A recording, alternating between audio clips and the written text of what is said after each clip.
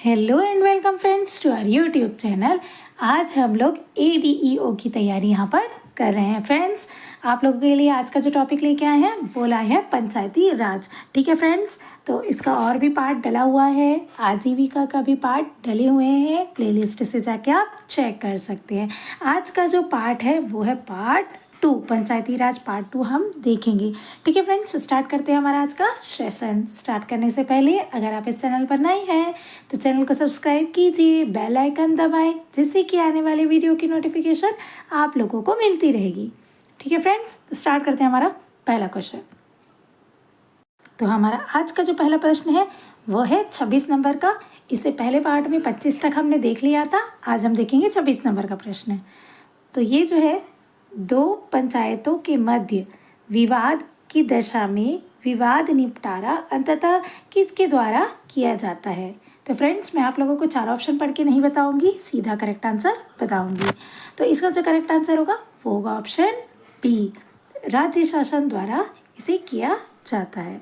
ठीक है फ्रेंड्स, चलते हैं अगले प्रश्न पर। प्रश्न 27 है, निम्न में से सही क्या है। फ्रेंड्स, तो इसमें से बताना है कि कौन कौन सा सही है। तो इसमें जो ऑप्शन दिए हुए हैं ये सभी जो ऑप्शन है फ्रेंड्स वो गलत है। इसका जो सही उत्तर होगा वो होगा 1, 4, 5 और 8। ये जो है ये सही है। कहने का मतलब है एक मतदाता पंच और सरपंच का चुनाव एक साथ लड़ सकता है। एक मतदाता सरपंच और जनपद पंचायत सदस्य का चुनाव एक साथ लड़ सकता है। और एक मतदाता जनपद पंचायत सदस्य एवं जिला पंचायत सदस्य का चुनाव लड़ सकता है एक साथ। और एक मतदाता सरपंच और जिला पंचायत सदस्य का चुनाव एक साथ लड़ सकता है। ये इसका सही उत्तर होगा फ्रेंड्स। ठीक है, अब चलते हैं नेक्स्ट प्रश्न पर। अगला प्रश्न है प्रश्न 28, पंचायत चुनाव लड़ने के लिए उम्मीदवारों की जमानत राशि के विषय में क्या सही है। तो इसका जो सही उत्तर होगा फ्रेंड्स वो होगा ऑप्शन डी, इसका सही होगा। 1, 4, 5 और 8 जो है वो सही है। तो ये पहला वाला, चौथा वाला, 5वां वाला और ये 8वां वाला सही है। मतलब पंचायत पंच उम्मीदवार के लिए 40 रुपये और सरपंच अनुसूचित जनजाति उम्मीदवार के लिए 100 रुपये, जनपद पंचायत सदस्य उम्मीदवार के लिए 500 रुपये, जिला पंचायत सदस्य अन्य पिछड़ा वर्ग उम्मीदवार के लिए 500 रुपये है। ठीक है फ्रेंड्स, चलते हैं अगले प्रश्न पर। पंचायती राज अधिनियम के अनुसार देश में किस राज्य में सर्वप्रथम चुनाव कराए गए। तो सबसे पहले जो चुनाव है वो कहाँ हुए थे, वो हुए थे मध्य प्रदेश और छत्तीसगढ़ में। ठीक है, अगला प्रश्न है, पंचायत संस्थाओं में लोक सेवक कौन है। तो पंचायत संस्थाओं में लोक सेवक कौन कौन होता है फ्रेंड्स। इसका जो करेक्ट आंसर होगा वो होगा ऑप्शन ई, उपरोक्त सभी इसका सही उत्तर होगा। कहने का मतलब है सरपंच, जनपद जिला पंचायत के सदस्य, जनपद जिला पंचायत के अध्यक्ष और पंचायत सचिव और जनपद जिला पंचायत का मुख्य कार्यपालन का अधिकारी भी इसका सदस्य होगा। ठीक है फ्रेंड्स, तो ये जो है ये सारे कौन है, लोक सेवक होंगे। अगला प्रश्न है, यदि पंचायत और छावनी बोर्ड के मध्य विवाद हो तो अंतिम निर्णय कौन लेगा। तो अंतिम जो निर्णय है वो कौन लेता है, वो ऑप्शन डी इसका करेक्ट आंसर होगा। राज्य सरकार केंद्र सरकार के अनुमोदन के अध्ययन ये रहेगा। चलते हैं अगले प्रश्न पर। स्थानीय स्वशासन की राशि किसके द्वारा प्रदत्त होती है। तो स्थानीय जो स्वशासन की जो राशि है वो केंद्र और राज्य दोनों के द्वारा होगा। तो इसका जो उत्तर हो जाएगा वो हो जाएगा ई, इनमें से कोई नहीं इसका सही उत्तर होगा। अगला प्रश्न है, भारतीय संविधान के अनुसार कौन सा अनुच्छेद त्रिस्तरीय पंचायती राज का प्रावधान करता है। तो इसका जो सही उत्तर होगा वो होगा ऑप्शन बी, अनुच्छेद 243 बी जो है इसका सही उत्तर होगा। अगला प्रश्न है, भारत के संविधान के किस अनुच्छेद के तहत प्रत्येक पंचायत में अनुसूचित जातियों और जनजातियों के लिए सीटों का आरक्षण प्रदान किया गया है। तो ये जो सीटों का जो आरक्षण है ये कौन से अनुच्छेद के द्वारा प्रदान की गई है? डी ऑप्शन इसका करेक्ट होगा। 243 डी जो है इसका सही उत्तर होगा।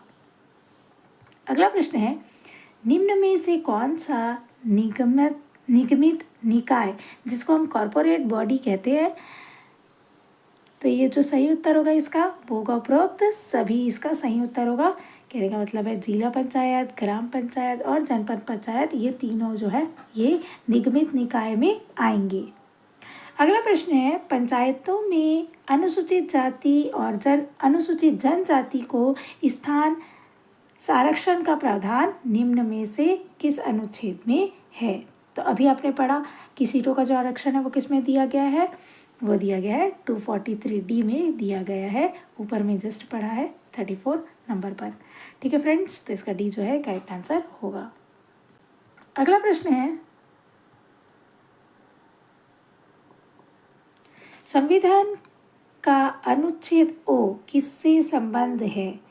तो इसका जो सही उत्तर होगा वो होगा ऑप्शन ए, पंचायत चुनाव मामले में अदालतों द्वारा हस्तक्षेप करने के लिए इसका सही उत्तर होगा। प्रश्न है, भारत के संविधान के किस अनुच्छेद में पंचायतों के चुनाव के लिए प्रावधान है? तो पंचायतों के लिए जो चुनाव होते हैं उसके लिए किसमें प्रावधान दिया गया है? ऑप्शन डी इसका करेक्ट आंसर होगा। 243 के में दिया गया है। अगला प्रश्न है, छत्तीसगढ़ में अनुसूचित क्षेत्रों में ग्राम सभा बैठकों की अध्यक्षता कौन करता है? तो इसकी जो अध्यक्षता है वो कौन करता है फ्रेंड्स? ऑप्शन सी इसका करेक्ट आंसर होगा। ग्राम सभा द्वारा तत्समय निर्वाचित व्यक्ति जो है इसकी सभा की बैठक की अध्यक्षता करता है। अगला प्रश्न है, एक अनुसूचित क्षेत्र में ग्राम सभा की बैठकों की अध्यक्षता कौन करता है? तो इसमें दिया गया है ऑप्शन डी जो है इसका करेक्ट आंसर होगा। अभी आपने पढ़ा कि एक अनुसूचित क्षेत्र में ग्राम सभा की जो बैठक है उसकी अध्यक्षता कौन करता है? वो करता है ग्राम सभा द्वारा तत्समय निर्वाचित व्यक्ति जो रहता है वही इसकी बैठक की अध्यक्षता करता है। अगला प्रश्न है, संविधान का अनुच्छेद 244 किससे संबंधित है? तो इसका जो सही उत्तर होगा फ्रेंड्स वो होगा ऑप्शन ए, अनुसूचित क्षेत्र जनजातीय क्षेत्र का प्रशासन इसका सही उत्तर होगा। अगला प्रश्न है, निम्नलिखित करों में से कौन सा कर ग्राम पंचायतें नहीं लगा सकती? तो कौन सा जो कर है वो पंचायत नहीं लगा सकती? ऑप्शन डी इसका करेक्ट आंसर होगा। प्रवेश में ये कर नहीं लगा सकती। गृह कर लगा सकती है, तीर्थयात्री कर लगा सकती है, वाहन कर लगा सकती है, लेकिन प्रवेश कर नहीं लगा सकती। अगला प्रश्न है, पंचायती राज व्यवस्था मुख्यतः वित्त हेतु निर्भर होती है। तो इसका जो वित्त है वो किस पर निर्भर करती है? ये शासकीय पर निर्भर करती है। ऑप्शन सी इसका करेक्ट आंसर होगा। ठीक है फ्रेंड्स, चलते हैं अगले प्रश्न पर। प्रश्न है, निम्नलिखित में से कौन सी छत्तीसगढ़ की पंचायत प्रणाली के तीनों स्तर में से एक नहीं है? तो कौन सा जो है वो नहीं होगा? त्रिस्तरीय जो बोला जाता है उसमें। तो इसका जो करेक्ट आंसर होगा वो होगा ऑप्शन ए, राज्य पंचायत नहीं होता है ऐसा कुछ भी। इसमें कौन कौन सा होता है? एक तो होता है जनपद पंचायत, जिला पंचायत और ग्राम पंचायत, ये तीनों होते हैं, जबकि राज्य पंचायत नहीं होता है और यहाँ पर नहीं ही पूछा गया है। चलते हैं अगले प्रश्न पर।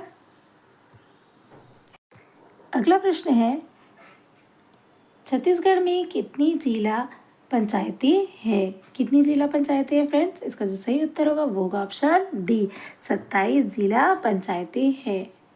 अगला प्रश्न है, छत्तीसगढ़ में पंचायतों के संबंध में पदों का कुल आरक्षण कुल पदों का खाली स्थान है जिसमें ST SC OBC महिलाओं के लिए आरक्षण शामिल है। तो इसका जो सही उत्तर होगा वो होगा ऑप्शन डी, 10 पद है। ठीक है फ्रेंड्स, चलते हैं अगले प्रश्न पर। छत्तीसगढ़ में कितनी जनपद पंचायतें हैं? तो इसका जो सही उत्तर होगा फ्रेंड्स वो होगा ऑप्शन डी, 146 जो है इसका सही उत्तर होगा। 146। अगला प्रश्न है, ग्राम पंचायत के सरपंच का चुनाव कौन नहीं लड़ सकता? तो कौन नहीं लड़ सकता फ्रेंड्स? इसका जो है सही उत्तर हो जाएगा ऑप्शन ए, इसका सही उत्तर होगा। कहने का मतलब है ये 1 2 3 और 4 जो है वो सही है। मतलब कौन कौन नहीं लड़ सकते हैं? अगर वो संसद सदस्य होगा या विधानमंडल का सदस्य होगा या सरकारी समिति का सभापति होगा या सहकारी समिति का उपसभापति होगा, तो वो जिला पंचायत मतलब ग्राम पंचायत का सरपंच का जो चुनाव है वो नहीं लड़ सकता। अगला प्रश्न है, प्रत्येक खाली स्थान के लिए जनपद पंचायत का गठन किया जाता है। तो इसका जो सही उत्तर होगा फ्रेंड्स वो होगा ऑप्शन सी, विकास खंड इसका सही उत्तर होगा। प्रत्येक विकास खंड के लिए जनपद पंचायत का गठन किया जाता है। अगर जनपद पंचायत का गठन हो रहा है मतलब वो एक विकास खंड है। ठीक है, चलते हैं अगले प्रश्न पर। जनपद पंचायत के बारे में निम्नलिखित में से कौन सा कथन सही नहीं है? तो इसका जो सही उत्तर हो जाएगा फ्रेंड्स वो होगा ऑप्शन बी, 12,500 की आबादी के लिए एक जनपद पंचायत सदस्य होगा। ये जो है सही नहीं है, यही वाला सही नहीं है, बाकी सब सही है। मतलब 5,000 की आबादी के लिए एक जनपद पंचायत का सदस्य होगा और प्रत्येक जनपद पंचायत में अधिकतम 25 सदस्य होंगे और प्रत्येक जनपद में न्यूनतम 10 सदस्य होंगे। ये सब सही है, बाकी सिर्फ ये वाला जो 12,000 वाला आबादी है ये गलत है। तो इसका यही करेक्ट आंसर हो जाएगा। ठीक है फ्रेंड्स, तो आज के वीडियो के लिए इतना ही। अगर वीडियो पसंद आई हो तो लाइक शेयर ज़रूर करें, सब्सक्राइब करना ना भूलें और बेल आइकन दबाएं, जिससे कि आने वाली वीडियो की नोटिफिकेशन आप लोगों को मिलती रहेगी। ठीक है फ्रेंड्स, जुड़े रहिएगा हमारी इस वीडियो में, आगे भी और वीडियोज़ आप लोगों के लिए लेते आएंगे। ठीक है फ्रेंड्स, थैंक्स फॉर वॉचिंग।